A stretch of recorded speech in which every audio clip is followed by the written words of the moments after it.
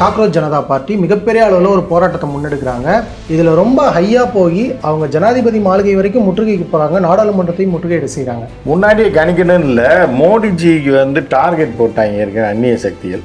ரொம்ப நாளைக்கு முன்னாடியே டார்கெட் போட்டு கொஞ்சம் கொஞ்சமாக அதை பேசி பார்த்தா என் ஜியை ஒன்றுமே பண்ண முடியல. ஸோ அப்படி இருக்கும்போது இந்த இப்போ மோடி அரசாங்கத்தை 2ஆம் முறைக்கு மேலே இருக்க விடக்கூடாதுன்றதில் வந்து நிறைய அந்நிய சக்திகள் இறங்கி வேலை பார்த்துட்டு அவர்கள் வைத்து ஆட்சியை கலைப்பதற்கு எல்லா வேலையும் பார்த்துட்டு இருக்காங்க. அதோட ஒரு இதுதான் ஜனாதிபதி மாளிகைக்கு முன்னாடி இருக்கக்கூடிய வாசல் வரைக்கும் பக்கத்தில் போயிட்டாங்க. அதுக்கப்புறம் துணை ராணுவப்படை உள்ள வருது. இல்லை, அதாவது ஒரு பெரிய மாஸ் வந்து கூடும்போது அதை பண்ண முடியாது. எத்தனை பேரை சுட்டுருவீங்க, எத்தனை பேரை சுட்டுக் கொள்ள முடியும்? சுட்டுக்கொண்டா என்ன ஆகும்? ஒரு 500 பேரை சுட்டுறீங்க என்ன ஆகும்? நாளைக்கு மோடிஜியை வந்து போர் குற்றவாளி. ஒரு 2 லட்சம் பேர் பார்லிமெண்ட்டை சுற்றி கூடிட்டான் அப்படின்னா அவங்கள அங்கேருந்து அப்புறப்படுத்தவும் முடியாது. ஆட்சி கவிழ்ப்பு நடந்தே தீரும். ரயில் சேவை நிறுத்தி இதெல்லாம் பண்ணாங்க அவுட்டரில். ஆனால் டெல்லி சிட்டிக்குள்ளேயே 10,000 பேர் திரண்டுருக்காங்க இளைஞர்கள் அப்படின்றது அந்த கூட்டம். 10,000 ஒரு 15,000 பேர் திரண்டுருக்காங்க. ஸோ இது வந்து ஒரு அட்டம்ப்ட், இது அட்டம்ப்ட் மர்டர்னு வாங்கல. அந்த மாதிரி இந்த ஆட்சியை மர்டர் பண்ணுறதுக்கான அட்டம்ப்ட். ஒரு தலைவன் வந்து 2 ரவுண்டுக்கு மேலே இருக்கக்கூடாது. 4 நாள் 8 வருஷம் இல்லை 5 10 வருஷம் தான் இருக்கணுன்றது. ஆனால் 3ஆவதாக இப்போ ஃபஸ்ட்டு மோடி சரிக்கிறதுக்கு எல்லா வேலையும் பார்த்துட்டு. அதனால தான் மோடி மேலே இந்திய மக்கள் கோபத்தில் இருக்காங்க. வினாத்தாள்கள் வந்து வெளியில் கசிஞ்சிருக்கு, அதுக்காக போராடுவோம் வாங்க அப்படின்னு. மாணவர்களுக்கு அது மட்டும் இல்லை, வேலை வாய்ப்பு இல்லை. வேலை வாய்ப்பு தானே முக்கியமே. ஊழல்ன்றது ஒன்று, வேலை வாய்ப்புன்றது ஒன்று, பெண் பாதுகாப்புன்னு ஒன்று. இந்த 3 வடையை தான் மாற்றி மாற்றி.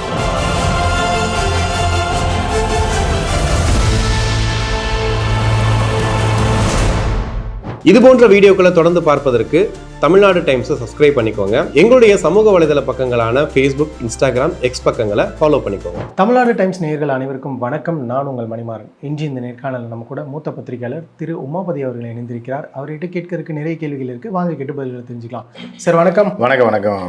டெல்லியில் இன்னைக்கு 2 முக்கியமான விஷயங்கள் சொல்லப்போனால் அது சம்பவம்னே சொல்லலாம் சார். ஒன்று, மழைக்கால கூட்டத்தொடர் ஒரு பக்கம் நடக்குது, அங்கே ஒரு அமளி துமளி. இன்னொரு பக்கம் வெளியில் பார்த்தோம் அப்படின்னா காக்ரோச் ஜனதா பார்ட்டி மிகப்பெரிய அளவில் ஒரு போராட்டத்தை முன்னெடுக்கிறாங்க. இதில் ரொம்ப ஹையாக போய் அவங்க ஜனாதிபதி மாளிகை வரைக்கும் முற்றுகைக்கு போகிறாங்க, நாடாளுமன்றத்தையும் முற்றுகையிட செய்கிறாங்க. இதில் என்ன சார் நடக்குது? இந்த மாதிரியான ஒரு ஆபத்து இப்படி வருது, இல்லை ஒரு போராட்டம் நடக்குது அப்படிங்கிறத முன்னாடியே கணிக்கலையா? முன்னாடியே கணிக்கணும்னு இல்லை, மோடிஜிக்கு வந்து டார்கெட் போட்டாங்க இருக்கிற அந்நிய சக்திகள்.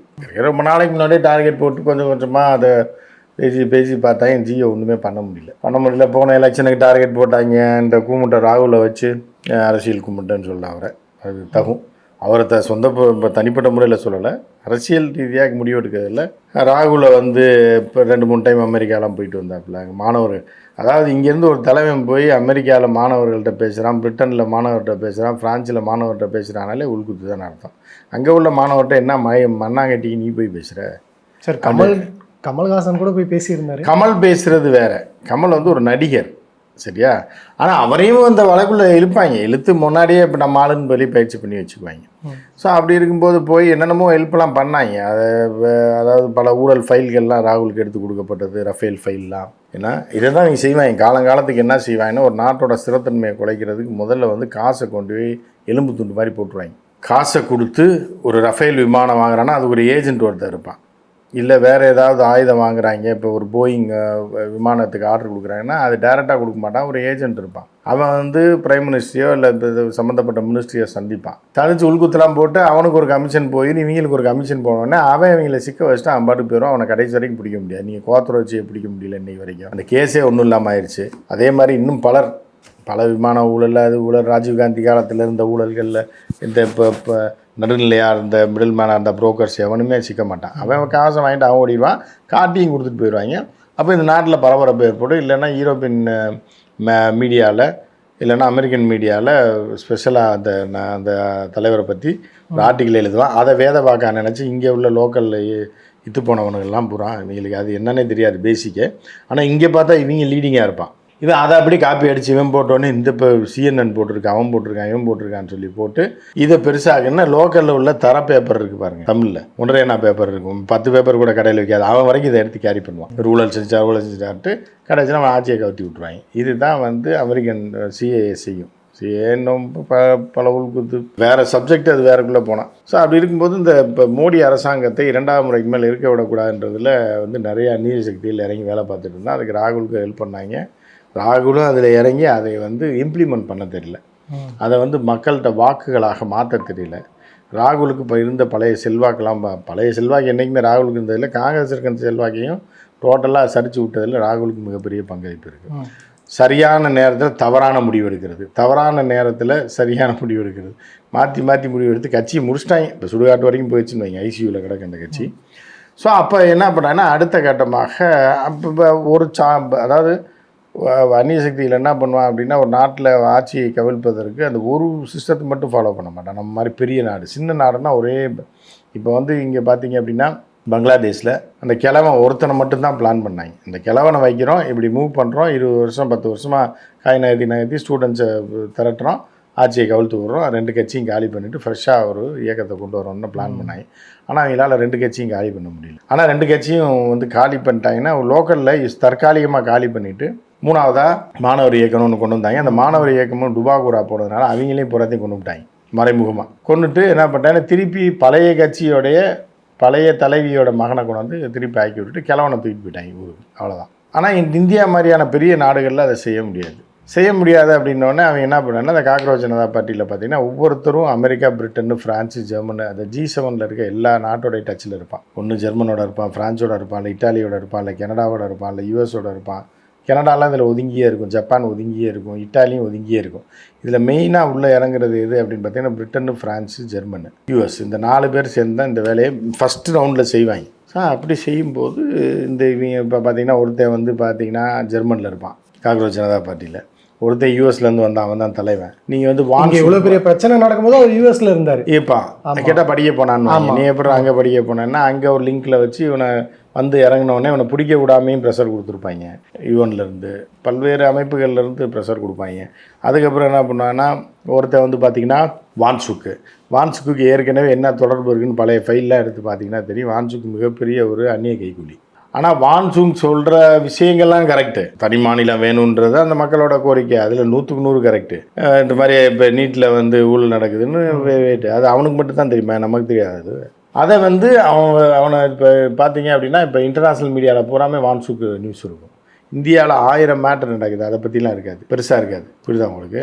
ஏன்னா வந்து என்ன இருக்கும் அப்படின்னா வான்சுக்கு பெரிய தலைவனாக காட்டுறேன், அவங்க கூட ஒரு 100 பேர் 200 பேர் இருப்பான். தலைவனாக காட்டி சோசியல் மீடியாவில் பில்டப் கொடுத்து கூட்டத்தை கூட்டி விடுவாங்க. இவங்களே கூட்டி விட்டு அவனை பெரிய தலைவனாக காமிச்சு அவர்கள் வைத்து ஆட்சியை கலைப்பதற்கு எல்லா வேலையும் பார்த்துட்டு இருக்காங்க. அதோட ஒரு இதுதான் இது. சார், இந்த தருணத்தில் முக்கியமான ஒரு கேள்வி எழுறது என்ன அப்படின்னா, பேரணி போகும்போதே ஃபஸ்ட்டு போலீஸார் தடுக்கிறாங்க, கண்ணீர் புகை கொண்டு வீசப்படுது. அதையும் தாண்டி அவங்க எவ்வளோ அடித்தாலும் பரவாயில்லன்னு தாண்டி போய் ஜனாதிபதி மாளிகைக்கு முன்னாடி இருக்கக்கூடிய வாசல் வரைக்கும் பக்கத்தில் போயிட்டாங்க. அதுக்கப்புறம் துணை இராணுவப்படை உள்ளே வருது. இப்படி போகும்போது மக்களை முன்னாடியே கணிக்கிறதுக்கோ இல்லை தடுக்கிறதுக்கோ எந்த விதமான முயற்சிகளை அவங்க எடுக்காமல் விட்டாங்க. இல்லை, அதாவது ஒரு பெரிய மாஸ் வந்து கூடும்போது அதை பண்ண முடியாது. எத்தனை பேரை சுற்றுவீங்க? பஞ்சாப் விவசாயிகள் போராட்டத்தப்போ டெல்லியில் புகுந்து கலவரம் பண்ணி அடித்து நொறுக்கி எங்கெங்கே என்னென்னமோ பண்ணாங்க. ஏன்னா பண்ண முடிஞ்சிச்சு? எத்தனை பேரை சுட்டுக்கொள்ள முடியும்? சுட்டுக்கொண்டா என்ன ஆகும்? ஒரு 500 பேரை சுட்டுறீங்க, என்ன ஆகும்? நாளைக்கு மோடிஜியை வந்து போர் குற்றவாளி ஆக்கிடுவாங்க. ஏற்கனவே உள்ள நாடுகளில் பூரா அப்படி தான் ஆக்கினாங்க. சதாம் ஹுசேன் இப்படி தான் 1000 பேரை கொண்டு விட்டார், இவர் கொண்டுட்டாருன்னு அப்படி ஒரு இதை கொண்டு வந்து டோட்டலாக முடிச்சு விட்டு போயிடுவாங்க.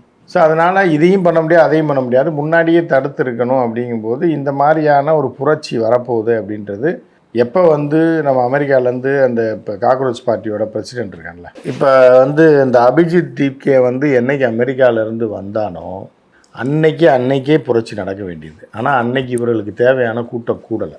புரியுதா? அன்றைக்கி என்ன ஆச்சுன்னா அன்றைக்கி இதே 20,000 பேரை வச்சு இந்தியாவில் புரட்சி பண்ண முடியாது. 1 லட்சம் 2 லட்சம் பேர் நாள் வேணும். ஒரு 2 லட்சம் பேர் பார்லிமெண்ட்டை சுற்றி கூடிட்டான் அப்படின்னா அவங்கள அங்கேருந்து அப்புறப்படுத்தவும் முடியாது, ஆட்சி கவிழ்ப்பு நடந்தே தீரும். ஆனால் அதில் வந்து மத்திய அரசு கொஞ்சம் பஞ்சாப்லேருந்து ஆட்கள் உள்ளே வந்துடாமல், ஹரியானாலேருந்து வந்துடாமல், இந்த பக்கம் யூபியிலேருந்து நொய்டாலேருந்து உள்ளுக்குள்ளே பூந்துடாமல் ரயில் சேவை நிறுத்தி இதெல்லாம் பண்ணாங்க அவுட்டரில். ஆனால் டெல்லி சிட்டிக்குள்ளேயே 10,000 பேர் திரண்டுருக்காங்க இளைஞர்கள். அப்படின்றது தான் அந்த கூட்டம். 10,000லேருந்து ஒரு 15,000 பேர் திரண்டுருக்காங்க. ஸோ இது வந்து ஒரு அட்டம்ப்ட் மர்டர்னு வாங்கல.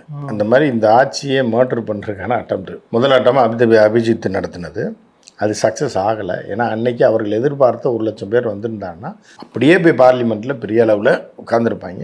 அண்ணாசாரை மாதிரி உட்காந்துட்டு அதுக்கப்புறம் எந்திரிச்சே போயிருக்க மாட்டாங்க. அதுக்கப்புறம் கூட்டத்து மேலே கூட்டம் கொஞ்சம் கொஞ்சமாக கூட்டுது அப்படின்னா நிச்சயமாக நாட்டில் மாற்றங்கள் ஏற்பட்டிருக்கும். ஆனால் அன்னைக்கு ஃபெயிலியர் ஆகிடுச்சு. இன்றைக்கும் அது ஒரு ஒரு ஒரு நம்ம வெளியிலேருந்து பார்க்குறவங்களுக்கு ஒரு பெரிய சக்ஸஸாக தெரியும். ஆனால் அது ஃபெயிலியர் தான். இது சார் இந்த இடத்துல இன்னொரு கேள்வியில் என்னன்னா 2014 அண்ணா ஹசாரே அவங்களுடைய போராட்டம் மிகப்பெரிய ஒரு இம்பேக்டை ஏற்படுத்துச்சு. ஆனால் அதே சமயம் வட மாநிலங்களில் அந்த தேவை ஒன்று இருந்துச்சு. ஊழல் ஊழல் ஊழல்னு ஒரு ப்ரொபகேண்டா வந்து அந்த இடத்துல வந்து மேக் பண்ணப்பட்டுச்சு.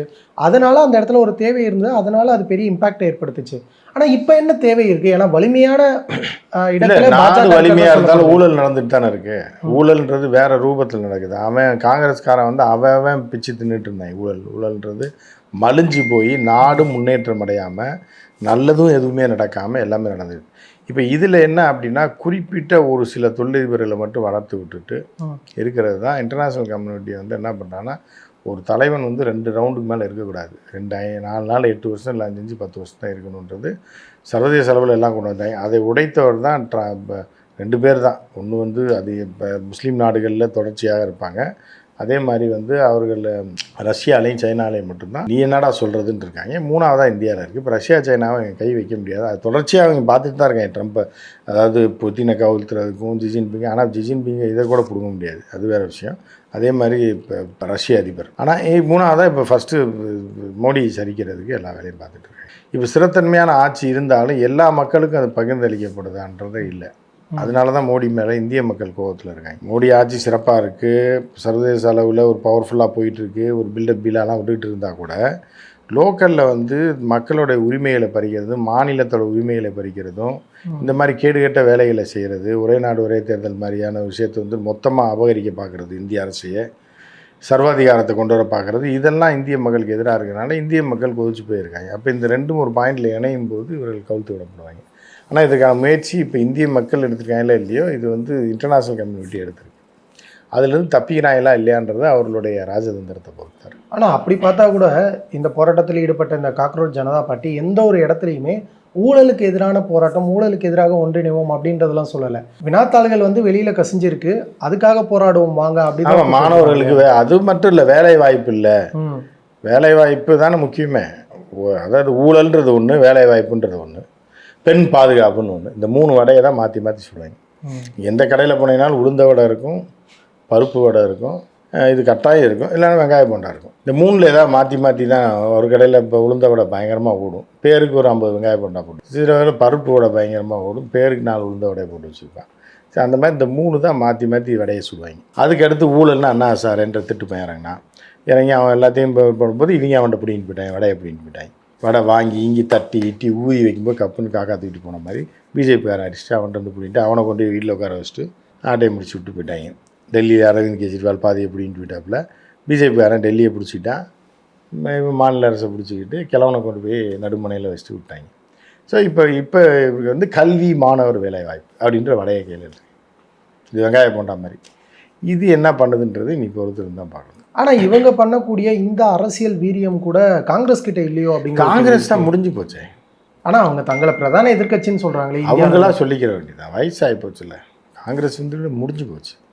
காங்கிரஸில் தலைவர்களும் கிடையாது, அவர்களுக்கு ஒரு ஸ்கோப்பும் கிடையாது. ராகுல் காந்தி மாதிரி வந்து ஒரு அரசியல் அடிமுட்டால் நீங்கள் உலகத்திலே பார்க்க முடியும். நல்ல வாய்ப்பு பூரா அது நம்பகத்தன்மையற்றது, அது தமக்கு செல்வாக்கே இல்லாத இடத்துல போய் 50 சீட்டு கொடுன்னு கேட்குறது, பீகாரில் குளறுபடி ஏற்படுத்தி ஆட்சியை கவுத்து விட்டது, இதெல்லாம் ராகுல் காந்தியோடைய மிகப்பெரிய அறிவுஜீவித்தனம் அரசியல். அதனால தான் டோட்டலாக முடிஞ்சு போச்சு காங்கிரஸ். இப்போது இந்த மாதிரியான விஷயங்கள் வந்து கொஞ்சம் கொஞ்சமாக அதிகரிக்க ஒவ்வொரு இடங்கள்லையும் போராட்டங்கள் பரவுறதுக்கான வாய்ப்பு இருக்கும் இல்லையா? ஒருவேளை இந்த போராட்டம் பரவுது இல்லை, இந்தியாவை பொறுத்த அளவுக்கு மாநிலங்களில் போராட்டம் பரவிலாம் எந்த பிரயோஜனம் கிடையாது. டெல்லியில் ஒரு 1 லட்சம் பேர் 2 லட்சம் பேர் கூடினானா ஆட்சியை கவுத்துடலாம். அங்கே தான் சார் ஆரம்பிக்குது. இப்போது அதை தான் சொல்லுவாங்க, அங்கே தான் ஆரம்பிப்பாங்க. அங்கே ஆரம்பிக்குதுன்னு இல்லை, அங்கே தான் ஆரம்பிப்பாங்க.